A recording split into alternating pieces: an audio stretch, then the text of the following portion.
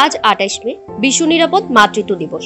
মা ও শিশু স্বাস্থ্য সুরক্ষায় সচেতনতা বৃদ্ধির এই বিশেষ দিনে আমরা এসেছি বগুড়ার একটি কমিউনিটি ক্লিনিকে, যেখানে মাঠ পর্যায়ে মাতৃসেবা কিভাবে নিশ্চিত করা হচ্ছে তা আমরা সরাসরি দেখাবো।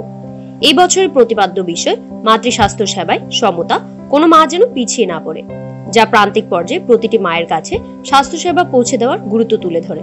বিস্তারিত মোহাম্মদ আতিকুর রহমানের ভিডিও প্রতিবেদনে। বগুড়ার মতো জেলা শহরগুলোতে এবং এর প্রত্যন্ত গ্রামগুলিতে মাতৃমৃত্যুর হার কমানোর জন্য সরকার এবং স্বাস্থ্য বিভাগ নিরলসভাবে কাজ করছে। কমিউনিটি ক্লিনিকগুলো এক্ষেত্রে একটি গুরুত্বপূর্ণ ভূমিকা পালন করে। এখান থেকে গর্ভবতী মায়েদের নিয়মিত স্বাস্থ্য পরীক্ষা, প্রয়োজনীয় পুষ্টি পরামর্শ এবং প্রসব পূর্ব ও প্রসব পরবর্তী সেবা প্রদান করা হয়ে থাকে। গর্ভকালে আমি এখানে অনেক সেবা পেয়েছি, অনেক সাহায্য পেয়েছি। এখানকার আপারা আমাকে অনেক সাহায্য করেছে।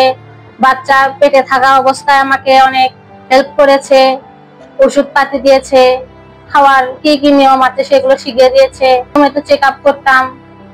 বাচ্চা এখন আমার সুস্থ আছে, আমিও সুস্থ আছি ইনশাআল্লাহ। আমরা এখানে গর্ভকালীন সময়ে গর্ভবতী মহিলাদেরকে 4 বার সেবা দিয়ে থাকি।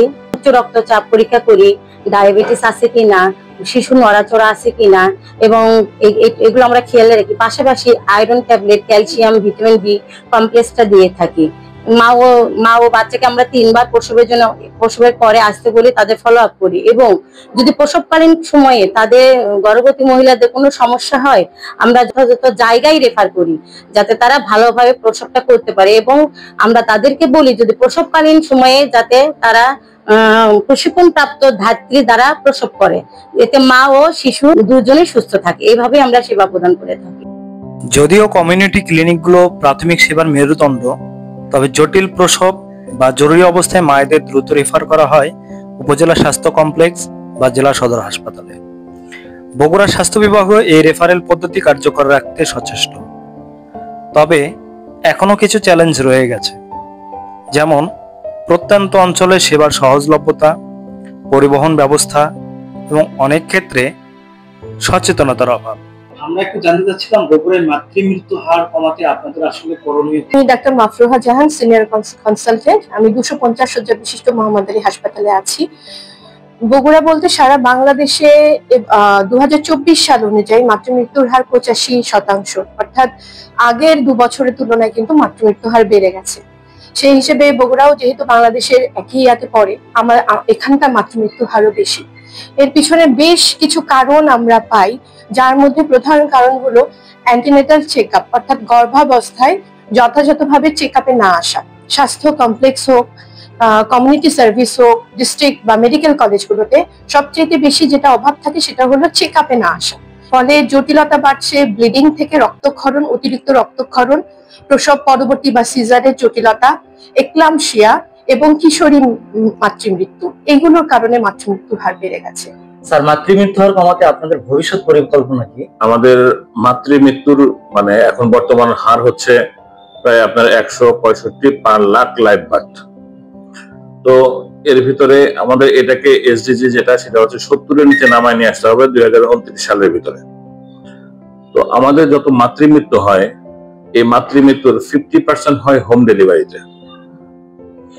আমাদের প্রতি বছর যে পরিমাণ মাতৃমৃত্যু হচ্ছে তার 50% হোম ডেলিভারিতে হচ্ছে। যদি আমরা এই হোম ডেলিভারিটাকে বন্ধ করতে পারি, সেটাকে যদি ইনস্টিটিউশনাল ডেলিভারি করতে পারি, তাহলে আমাদের 50% ডেথ না হলেও অ্যাটলিস্ট আপনার 40% কিংবা 35% এমনি কমে যাবে। শুধুমাত্র কমিউনিটি ক্লিনিক আমাদের যেগুলো আছে, আমাদের কমিউনিটি ক্লিনিক গুলাতে আপনার হচ্ছে 50%-এর মতন ছেলে, 50%-এর মতো হয়তো মেয়ে। তা আমাদের দেশ যেহেতু একটু কনজারভেটিভ, এখানে যারা ছেলেদের কাছে ইউজুয়ালি আপনার ডেলিভারি করার জন্য আমাদের দেশের মহিলারা আসতে রাজি হবে না। আর 2 নম্বরে আমাদের সিএসসিপি যারা ফিমেল আছেন, তো ফিমেলদের ভিতরে সবার সিএসবিএ ট্রেনিং করা নাই। হ্যাঁ, আমাদের কাছে যে পরিমাণ আপনার হচ্ছে পেশেন্ট আসে, যেমন মনে করেন বগুড়াতে পপুলেশন অ্যাবাউট আপনার 37 লাখ। 37 লাখের ভিতরে আপনার 2% সাধারণত আপনার প্রেগনেন্ট হয়।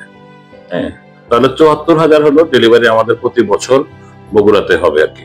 আমার 12টা উপজেলা যদি ধরি, যে আমাদের ইনস্টিটিউশনাল ডেলিভারিটা বাড়ানো দরকার। ইনস্টিটিউশনাল ডেলিভারি বাড়লে আমাদের 50% ম্যাটারনাল ডেথ এমনি কমে যাবে। বিশ্ব নিরাপদ মাতৃত্ব দিবস 2025-এ সবার বার্তা স্পষ্ট। এখানে স্বাস্থ্য সুরক্ষা সচেতনতায় একমাত্র মাতৃ মৃত্যু হার কমিয়ে দিতে পারে। আমরা সিভিল সার্জন স্যার, ডাক্তার এবং স্বাস্থ্যকর্মীর সঙ্গে কথা বলে যা জানতে পেরেছি যে তারা আমাদের স্বাস্থ্য সুরক্ষায় সর্বোচ্চ সচেতন, তাদের দিক থেকে সর্বোচ্চ চেষ্টা করছে আমাদেরকে সহায়তা করার জন্য, কিন্তু আমরা জনগণ তাদের কাছে সন্নিকটে পৌঁছতে পারছি না, আমরা জনগণ তাদের সেবা নিতে পারছি না, আমাদের সচেতনতার যথেষ্ট অভাব রয়েছে।